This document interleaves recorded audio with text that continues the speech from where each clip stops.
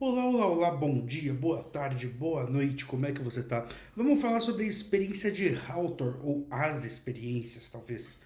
A, a experiência de Hawthorne foi um conjunto de experiências que foram feitas numa fábrica de engenharia elétrica chamada Western Electric Company, que ficava no bairro de Hawthorne, lá em Chicago, nos Estados Unidos. Esse experimento ele foi feito por um cara chamado Elton Mayo. Ele era um professor ah, focado ali em neurociência, não é neurociência não, mas psiquiatria, psicologia e tal. E esses experimentos foram feitos entre 1924 e 1932. Ele começou como um experimento para entender como a intensidade da iluminação do ambiente de trabalho iria afetar na produtividade dos trabalhadores. Mas ele acabou se alongando porque os resultados desse primeiro experimento foram surpreendentes para os pesquisadores, então eles começaram a mudar a linha de pesquisa. Vamos ver. No começo, o que acontece? Eles separaram na fábrica, tinha linha de montagem, separaram ela em dois. Desculpa. Separaram a linha de montagem em dois: um grupo de controle e um grupo de teste. Cada uma numa salinha separada. E colocaram eles para trabalhar lá. E foram indo, foram testando.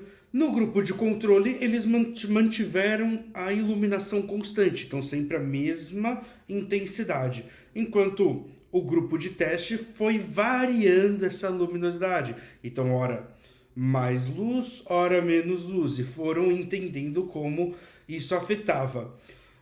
O resultado ele foi surpreendente, porque no fim não afetou a produtividade, o resultado não foi perceptível, mas ao entrevistar, entender como os funcionários estavam se sentindo, ah, os funcionários que estavam nesse grupo de teste em que a luminosidade ia variando, ah, quando a luminosidade aumentava, eles se sentiam compelidos a trabalhar mais, a ter uma produtividade maior. Ah, e aí eles perceberam, fizeram um outro teste que era, pô, e se eu trocar a lâmpada, falar para eles que é uma lâmpada mais forte, mas ser uma lâmpada igual, mesma intensidade, mesma potência, trocar a lâmpada, coloquei ali, só que eu falo que é mais forte. Eles achando que a lâmpada é mais forte acabavam produzindo mais, tendo esse sentimento de querer produzir mais.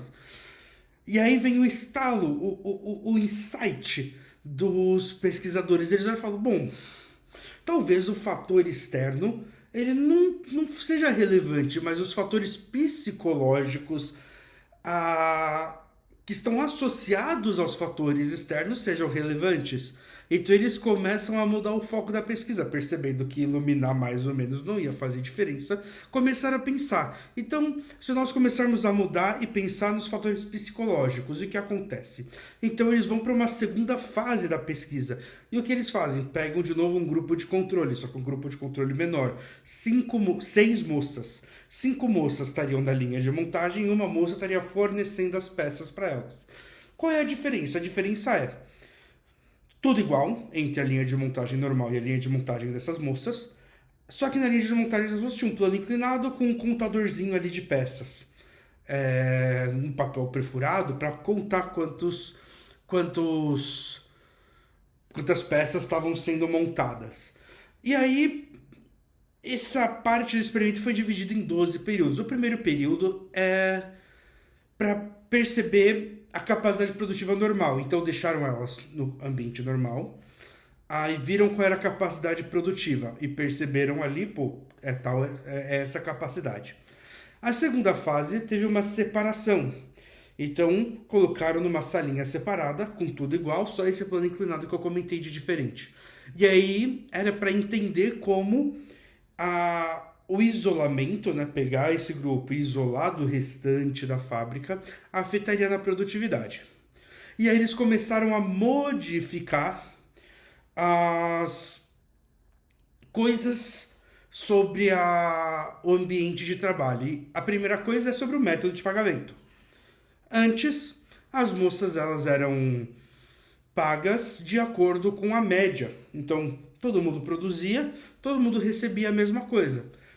Com um grupo menor separado, você tinha um controle melhor sobre o que cada indivíduo produzia, então você poderia beneficiar os que produzissem mais. Eles perceberam que houve um aumento da produtividade. Legal. Um outro período, o que eles fizeram?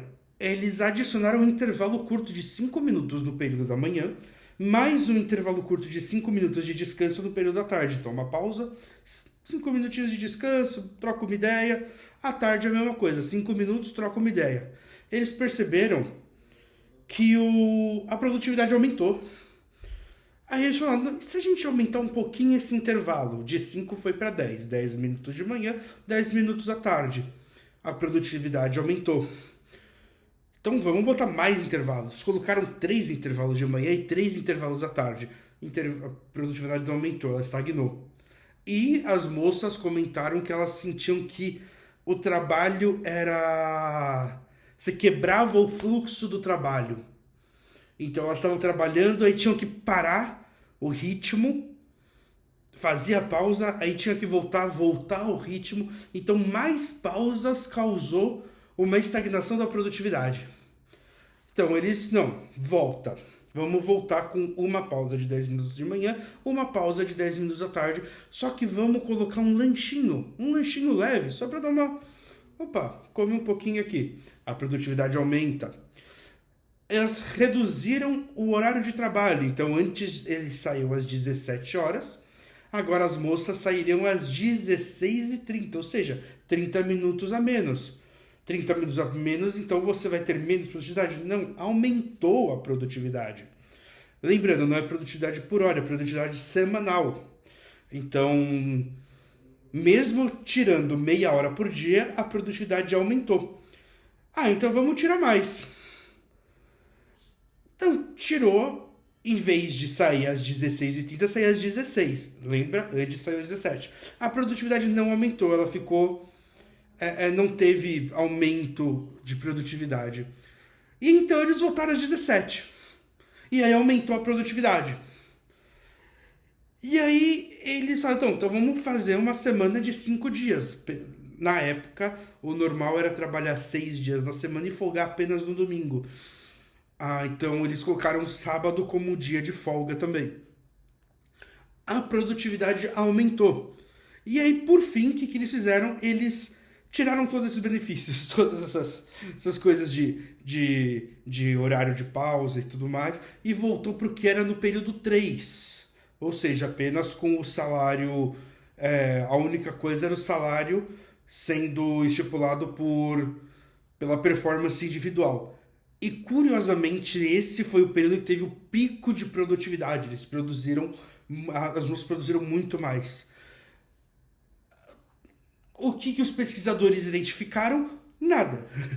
Nada disso realmente afetava. O que afetava era o ambiente, era a psicologia. Eles perceberam o quê? Que as moças se sentiam melhores no ambiente. Um ambiente com menos estresse, com menos pressão. Havia os fatores ambientais, ou seja, o que seria, por exemplo, a iluminação, não fazia diferença. Não fazia tanta diferença a pausa. Agora, o fato delas estarem num ambiente menor e só aquelas 6 moças, elas conversavam mais, se sentiam numa equipe, elas juntas aumentavam a produtividade, existia um senso de liderança, uma era um pouco mais líder. Os fatores psicológicos afetaram muito mais a produtividade do que os fatores estritamente ambientais.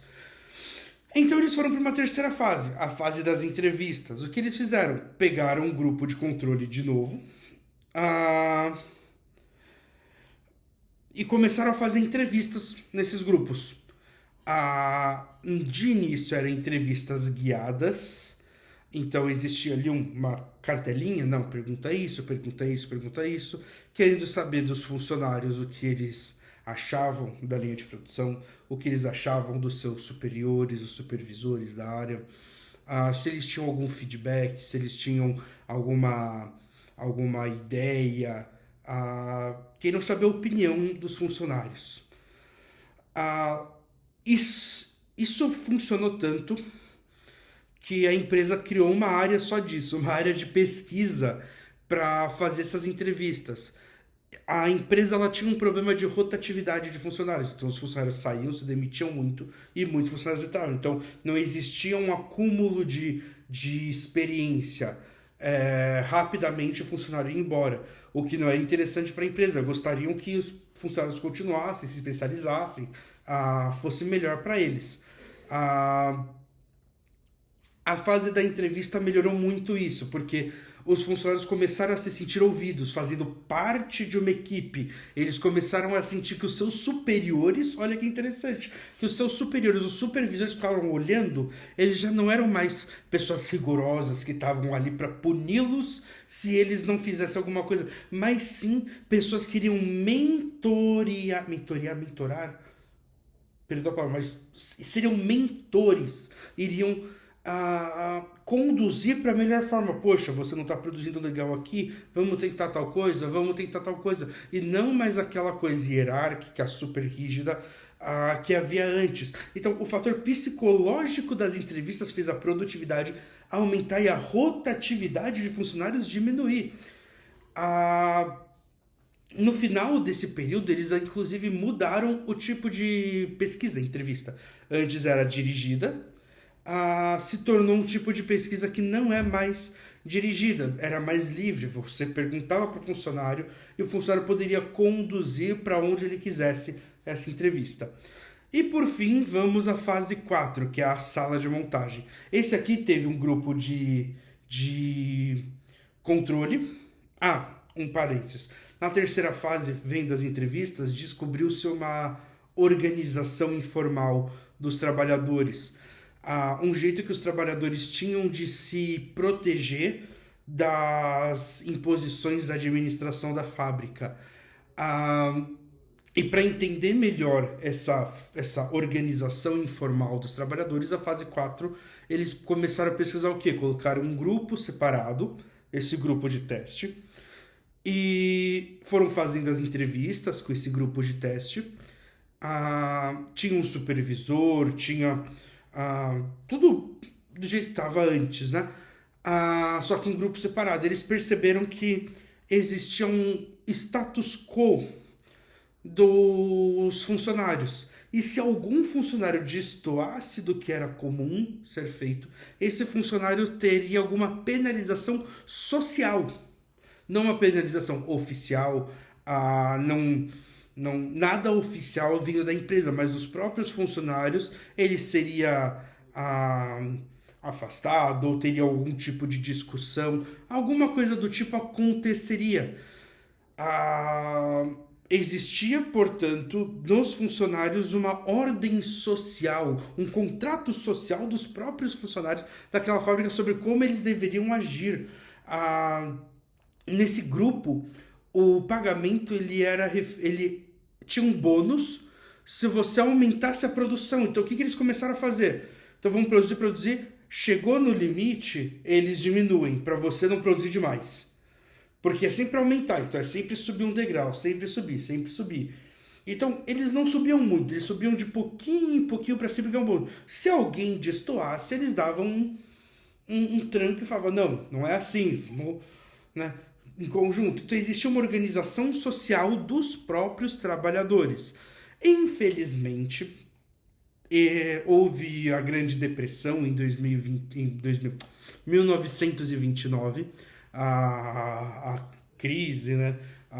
O Big Crash lá da Bolsa de Valores dos Estados Unidos, e o experimento precisou finalizar em 32. Eles não conseguiram continuar, a empresa não continuou com essa pesquisa, mas os experimentos de Hawthorne, essas experiências foram revolucionárias para entender que os fatores sociais e psicológicos na produtividade, no bem-estar dos funcionários são muito mais importantes do que os fatores Ambientais.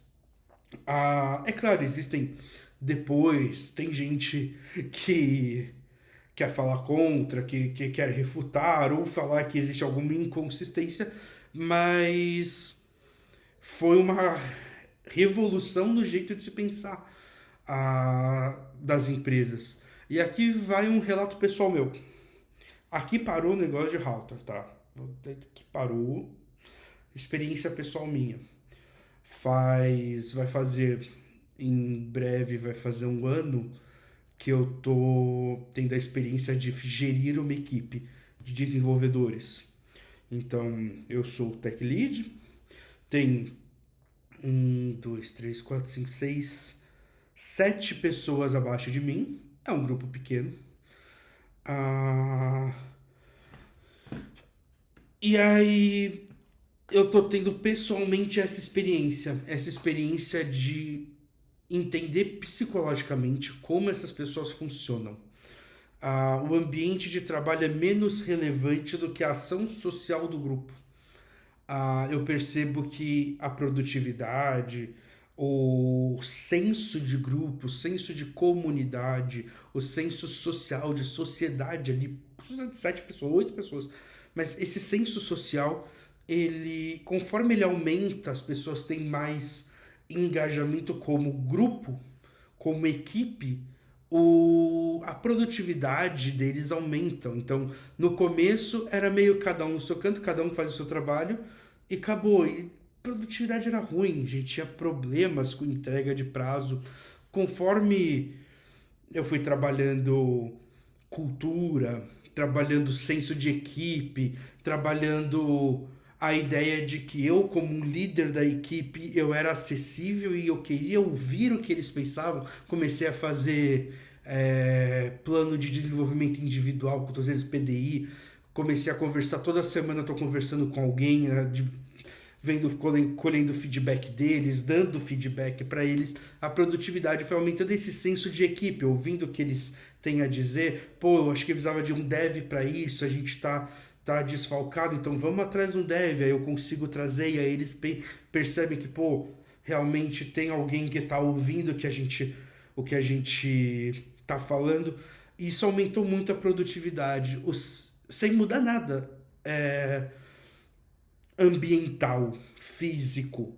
Ah, todos trabalham remotos, cada um em uma cidade, inclusive em outros estados. Tem gente do Nordeste, do Sul, gente aqui de São Paulo. A gente não mudou nada de ambiental, eles estão na casa deles. Mas o senso de equipe, o senso de comunidade, de que eles são ouvidos e que aquilo ali não é uma coisa rígida, aumentou muito a produtividade. É só um relato de que, relato pessoal, com certeza ele não é regra, é só o que eu estou experienciando sobre o que aconteceu ali em Hawthorne. E, bom, é isso que eu queria falar por hoje. Beijo, até mais.